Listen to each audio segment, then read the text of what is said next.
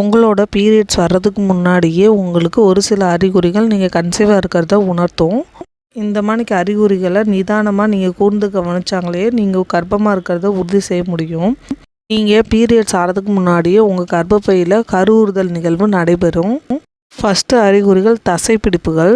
நீங்கள் கன்சீவாக இருக்கும்போது ஆரம்ப கால தெளிவான அறிகுறிகளில் ஒன்று தான் தசைப்பிடிப்பு. நீங்கள் கன்சீவாக இருக்கும்போது உங்களுக்கு லேசான தசைப்பிடிப்புகள் இருக்கலாம். இந்த தசைப்பிடிப்புகள் மாதவிடாய் வருவதற்கு முன்பே இந்த அறிகுறிகள் தோன்றும். இந்த தசைப்பிடிப்பு உங்களோட அடிவயிற்றிலோ இல்லை கீழ் முதுகிலோ இருக்கும்.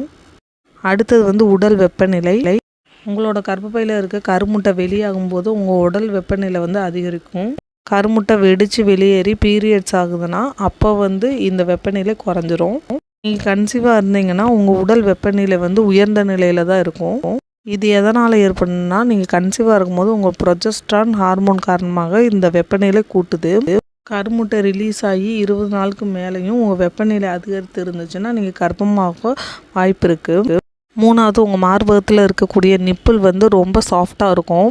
ஒவ்வொருத்தவங்களுக்கு அந்த நிப்பிள் சாஃப்டாக இருக்கும், ஒவ்வொருத்தவங்களுக்கு கனமாக இருக்கும், வெயிட்டாக இருக்கும்.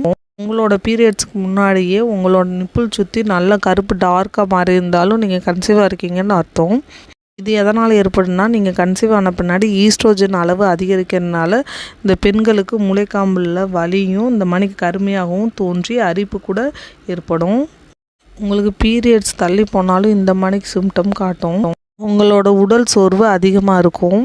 ஆனால் நீங்கள் கன்சீவாக இருக்கும்போது உங்களுக்கு ஹார்மோன் மாற்றம் ஏற்படும், அதனால் உடல் சோர்வு ஏற்படும்.